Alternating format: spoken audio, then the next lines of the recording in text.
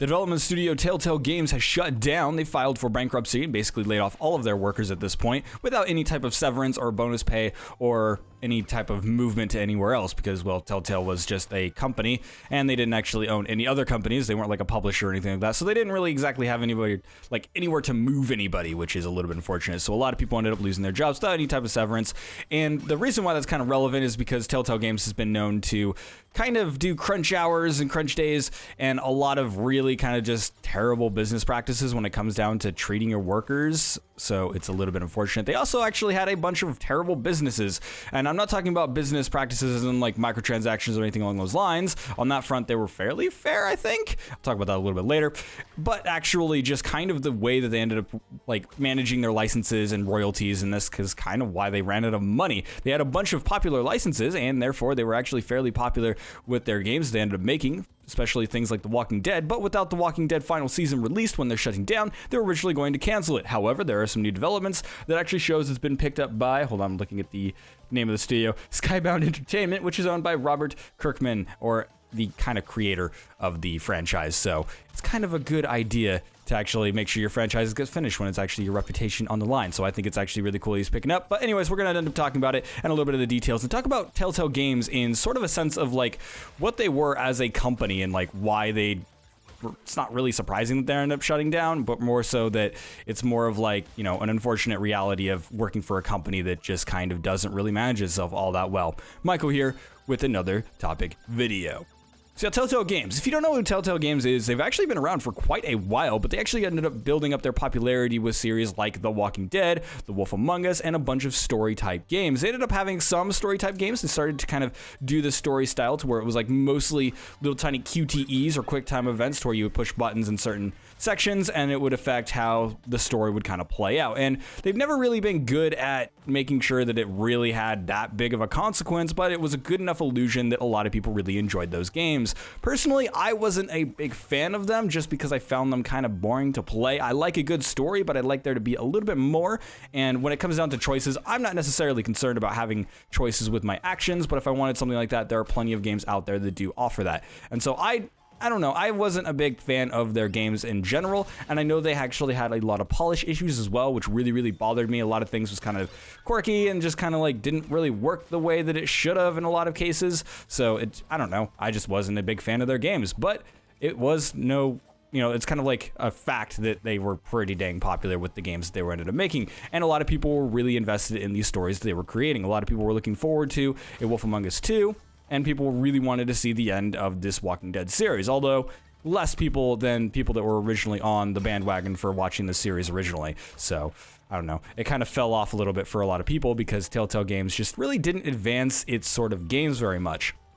Which is one of the reasons why they're actually kind of struggling a little bit, or were struggling with a lot of their financial situation, because they were creating a lot of games within a lot of different IPs that would then just kind of use the same exact engine with the same exact animation style, same exact art style. Sure, it advanced a little bit, it did get better as time went on, but it wasn't good enough and it wasn't innovation, so it was kind of just like the same game with a different story, which it's fine for some people, but for most people, you kind of get bored and stop caring a little bit because it's like, all right, cool. We've seen this before. It's a video game. The mechanics and stuff are kind of part of the experience. And so if the gameplay is exactly the same, unless it's something really, really unique and interesting that, you know, you don't see in other types of games, you kind of get bored of it. Going back into it shutting down, the Telltale developers have actually been shut down, and there's actually been a lawsuit filed against them. They've actually had a lawsuit filed against them for basically not warning people that the company was going to shut down, and that potentially the people who owned it actually, you know, owned the company, actually knew that they were going to end up shutting down, but still had people working overtime. One of the popular things that they would end up doing is having crunch time. They would actually have developers on the clock 24/7, essentially just working on these games nonstop, and they really wouldn't pay all that much overtime, which pretty much most companies don't. So I don't know why anybody's surprised about that, but they would end up having these like workers working overtime for the company, even to the day they were going to shut down. The day before they ended up making the announcement, they still had people working around the clock, working, you know, over 40 hours a day, which is kind of ridiculous, especially when they know, hey, we're going to be shutting down. Now, there is some defense to it, as in there was a deal that they actually had with a few different IPs, and having them fall through may have been considered unexpected. Whoops, I lost my jet ski. May have been considered unexpected by the company, and they can use that to kind of get it as a legal loophole. I don't believe that sort of lawsuit or anything has any sort of conclusion at the moment, but it's interesting nonetheless because it is one of those cases to where it's like, hey, that could actually, push them to actually pay severance to all of their developers and such, basically pay when they get laid off and such. So that could end up being good in the future, but of course it may end up going nowhere because they do have something that they could use as a sort of a scapegoat, you could say. But what ended up happening was basically they were running out of money with even their games selling fairly dang well. Sure, their games weren't selling as well as they were, but they were making quite a bit of money. And when they were making quite a bit of money, you could say like, oh, hey, they're obviously financially sound, but what ended up happening was they made a bunch of deals and everything they worked with was licensed, such as The Walking Dead, for example, which is probably one of the least kind of worrisome in this sort of story because they actually were working on a game with it, which means that wasn't necessarily the problem. But everything they were working on, including The Wolf Among Us, they were working with Stranger Things, they were working with, what was another one they did? Oh, yeah, they did Game of Thrones, which apparently that game wasn't very good. Again, I said I'm not really a fan of Telltale games to begin with, so I probably wouldn't like it regardless. And so, yeah, they had a bunch of IPs, but all of their IPs were ones owned by larger companies, and they had a bunch of royalty fees they were going to pay. They weren't paying them to make the games, they were paying them to make the games, if that makes sense. I literally just said the same thing twice, but I'm sure you got what I meant. They were paying royalties so that they could use the IP of whatever story it was, or whatever world they were using, etc., etc. Same thing with Tales of the Borderlands, which was supposedly pretty decent, but again, they had to pay Gearbox for the rights to use the Borderlands, even though they were making a game for Borderlands. I don't know how all that works because I'm not a businessman, but you get the general gist of it. They had too many IPs and they were paying a lot of royalties, which means these games that were being fairly successful, they were using these IPs that are expected to be fairly successful, and therefore the royalties are going to be based around that. It's kind of like when you kind of go with Disney and you're like, hey, I want to use Mickey Mouse, they're going to charge you a lot of money for it because it's freaking Mickey Mouse, and that means that you're going to be paying royalties even if the game doesn't end up selling well. You can literally sell 0 copies, but you're still going to be paying royalties for actually using the IP regardless. And it was probably something like a percentage as well. They probably did some sort of percentage, maybe a down pay or something along those lines. I don't know exactly. They're obviously not going to be like, hey, this is exactly how our business plan went, although it would be nice to see it from the developer side and being like, oh, hey, maybe we shouldn't make deals like them because they're terrible. So, yeah, and speaking of them being terrible, again, they had the crunch hour sort of mentality. They had the mentality that everyone should be working all the time for their company, which is a very toxic kind of way to kind of work around it. And it kind of just shows that maybe their business practices, not only in the financial side of things, but also inside of just in general of treating their workers, kind of figuring out how their company should work. You end up overworking your workers, and basically they stop doing good work.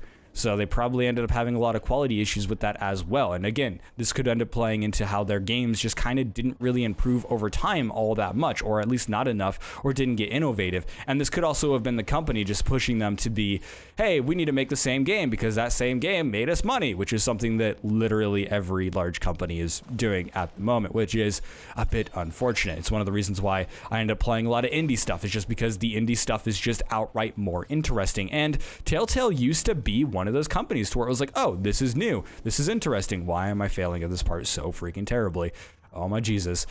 And so it's interesting to see a lot of these kind of really cool games come out, and then you see these big companies just kind of end up failing on that front and, push it alongside with that terrible business practice. It probably didn't play out into a very interesting sort of business proposition to other sort of, users, I would say, as in their games were getting less and less popular, even though they were getting more and more popular sort of IPs to work with. So when they were working with Stranger Things, for example, I could find pretty much next to no one that was excited for it except for Stranger Things fans. Even Telltale fans were like, it might be all right, but that's pretty much it. So again, they're kind of losing the excitement that they ended up having with a lot of people because basically they just, quite frankly, made the same game over and over again. Now, tying into how The Walking Dead is going to end, because that was actually going to be shut down and kind of canceled. They actually had a small bit of the studio still working for them. However, they recently laid them off, and so basically they don't really have that anymore. So you actually have a bunch of people that just got laid off again, because basically they're like, hey, we're going to have a few people probably that close down the studio, kind of close up all their assets. Cutscene. And so basically they had a bunch of people working on it, and then they just kind of laid them off too. And basically the entire company is shut down at this point. And so basically Skybound? Yeah, Skybound Entertainment, which has actually published a few different games. I've never played any of them, but they're actually working on finishing up The Walking Dead, and they said in a quote from IGN that they were working with original people that were laid off, and so basically they're working with Telltale developers to actually get the game finished, and so basically they're probably trying to make it as true to a Telltale games as possible. Whether that's a good thing or not is kind of up for debate, but essentially if you're actually invested in that story, apparently you're going to get a conclusion, which is pretty good, I would say. I think that's good on Skybound, and the original creator is kind of the owner of the company, so he kind of wants his IP to make sure to have a good ending. I missed a box. Oh my god, an alien sign. Is this the level that does it? It is. Sweet. And so yeah, it's kind of cool that they're ended up picking it up to finish it off, because we see a lot of things with the episodic games specifically. Man, there's a lot of things to talk about in this episode.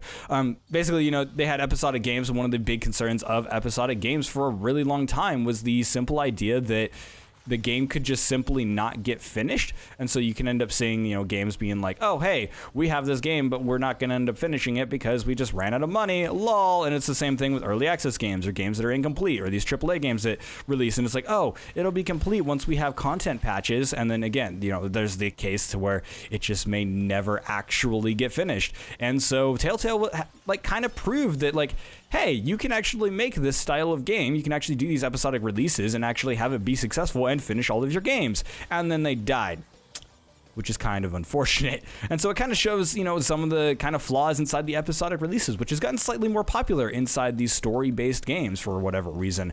And so you end up seeing, there's a few of them. I know there is the Life is Strange end up doing. I don't play very many of them because I just don't care for those types of games. And so it's not necessarily my ballpark. But again, it kind of shows that that was a successful business model, and it kind of inspired a lot of companies to kind of try it. But it also is a cautionary tale that, again, these developers can end up shutting down at any given moment, no matter how popular they are. Telltale Games was extremely popular, and so having them shut down is kind of strange. And for me personally, I've been playing video games for quite a while now, and so I've seen a lot of interesting developers, and I've seen a lot of cool companies, and Telltale was one of the ones that I always kind of looked at with kind of a, cynical eye. I never really saw them as one of the big guys. They were just kind of one of those small indie companies, and then seeing them kind of grow up to be this large company was kind of cool and kind of inspiring, until you found out about how they treated their workers and their business practices and et cetera, et cetera. So yeah, again, another cautionary tale to not praise people before you actually see their business side of things. And this should actually be a good cautionary tale to several different development companies out there that, you should treat your workers good, for one, which is one of the important things that we should really be looking at more often inside the game industry. I won't touch on it here, but basically the game industry is kind of popular in just not treating their workers very well, and a lot of people are like, ooh, these guys that work on these big AAA games, they probably make so much money, and the reality is no, they make barely any money at all. They make maybe minimum wage, maybe a little bit more, and that's pretty much it. The people that actually make the money are the big corporations and investors. So yeah, we kind of need to change that. The development studios have obviously kind of changing that a little bit. There are a lot of dev studios that do kind of shared revenue sort of things, and obviously one-man studios such as myself, obviously we only have ourselves to pay and worry about, so any money that we get is kind of going to us in royalties or whatever royalties we need to pay. So yeah, or software and stuff like that, just general costs and things. So yeah, if you are working for a studio and you're looking at that and being like, man, it's kind of weird that they just shut down, make sure you actually look at the business side of things and be like, this is why they shut down, and look at the things they were doing that weren't so great, because it's kind of important to look at that aspect and actually kind of analyze how they could end up doing things better, because they had the IPs, they had the popularity to actually do fairly dang well, except they kind of rushed the gun. They tried to grow too quickly, they got too many IPs quickly, and it just kind of led to them just running out of money. And when you don't have any money, it's kind of hard to continue business, unfortunately, no matter how big or small you are. So yeah, and that's basically the end of it. And we don't really have too many details on how the lawsuit's going or how the final episode is going to end up turning out. People are obviously looking forward to it for, obvious reasons. They kind of were invested for the 2 episodes. I believe it's a 3-episode thing, so I think they're just doing a 3rd episode, and that's it. I think that's all that's left. I don't play it, so I don't necessarily know. But yeah, it's a good thing that it's going to be ended up finished and everything, but I don't really necessarily think anybody's really going to miss Telltale specifically, and that's just because of the simple fact that they didn't really make a lot of really incredibly convincing games or whatever. You know, it was the same game over and over again in some aspects. They didn't really evolve. I remember when The Walking Dead came out, they were like, oh my god, this is so amazing. It's like The Wolf Among Us, and like it's got all these choices and it has all this emotional stuff in it, and it's so cool. And then obviously you fast forward to, I didn't even know they had like 20 of these games out, and I'm like, oh, cool, there's another one. And people were like, yep, there's another one, and that's pretty much the end of it.